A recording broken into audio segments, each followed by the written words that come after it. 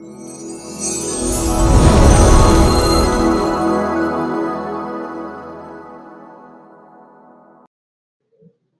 Sobat Belajar, perkenalkan saya Evi Sulistianingrum.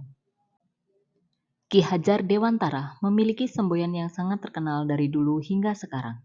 Semboyan itu adalah Ing Ngarsa Sung Tulodo, Ing Madya Mangunkarsa, Tutwuri Handayani. Ing Ngarsa Sung Tulodo artinya menjadi seorang pemimpin harus mampu memberikan suri tauladan. Ing Madya Mangunkarsa artinya seseorang saat berada di tengah kesibukannya harus juga mampu membangkitkan atau menggugah semangat. Tutwuri Handayani, seseorang harus memberikan dorongan moral dan semangat kerja dari belakang. Ki Hajar Dewantara juga menyebutkan bahwa anak-anak itu sebagai makhluk, manusia, dan benda hidup, sehingga mereka hidup dan tumbuh menurut kodratnya sendiri. Kodrat yang dimaksud adalah kodrat alam dan kodrat zaman.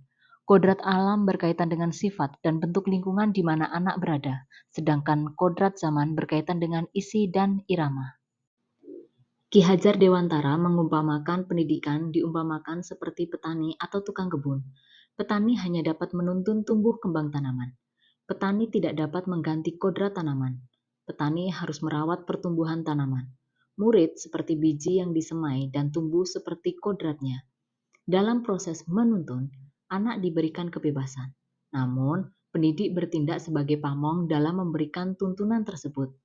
Pandangan filosofi pada Ki Hajar Dewantara bahwa padi merupakan bentuk produk dari bagian suatu kebudayaan, baik itu secara adat maupun barang yang dihasilkannya.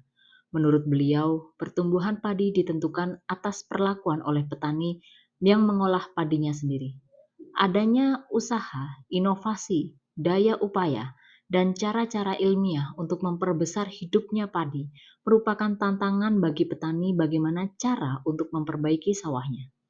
Ki Hajar Dewantara juga mengibaratkan pendidikan layaknya sebuah taman. Taman di mana merupakan sistem tempat untuk bertumbuh kembangnya tanaman beserta buahnya, serta tukang kebun yang rutin merawat dan menikmati hasilnya. Hal yang ditekankan bahwa baik buruknya hasil tanaman, tugas dari tukang kebun hanya memperbaiki atau memperindah jenis tanaman yang dihasilkan. Begitu pula dengan mendidik anak-anak. Kekuatan sosiokultural menjadi proses menebalkan garis yang sudah ada pada anak. Anak bukan lagi kertas yang kosong, yang bisa digambar bebas sesuai keinginan orang dewasa.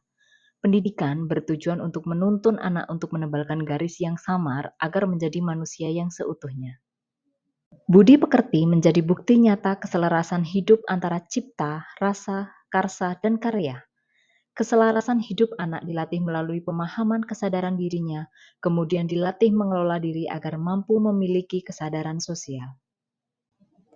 Dalam pemikiran saya, jika dikaitkan dengan filosofi Ki Hajar Dewantara, guru belum memahami karakter murid.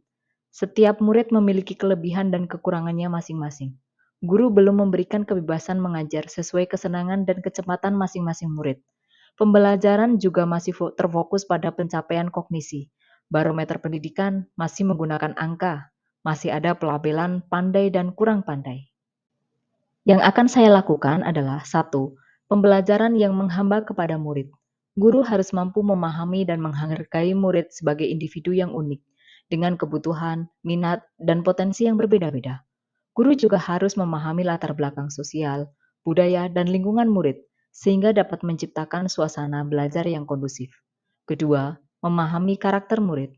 Setiap murid memiliki karakter yang berbeda-beda, maka proses pembelajarannya juga berbeda.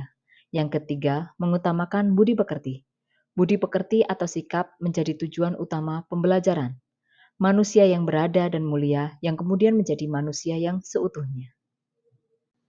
Cara yang dapat dilakukan yang pertama adalah menerapkan merdeka belajar. Merdeka belajar diharapkan mampu mendorong murid dalam pembelajaran untuk berkembang sesuai dengan minat, bakat, potensi, dan kebutuhan kodratnya. Murid diberikan keleluasaan untuk menjadi subjek dan bagian dari agen perubahan dalam proses pembelajaran. Yang kedua adalah dengan penanaman budaya gotong royong. Gotong royong adalah sebuah budaya asli Indonesia yang tidak dimiliki oleh negara lain. Budaya ini telah diwariskan secara turun-temurun dari generasi ke generasi. Melalui gotong royong, pencapaian tujuan akan lebih mudah dan lebih cepat. Yang ketiga, melalui penanaman budaya religius. Sila pertama dalam Pancasila berbunyi ketuhanan yang Maha Esa. Pancasila sendiri sebagai sumber hukum yang ada di Indonesia. Maka budaya religius menjadi salah satu pondasi utama dalam pembentukan murid yang seutuhnya.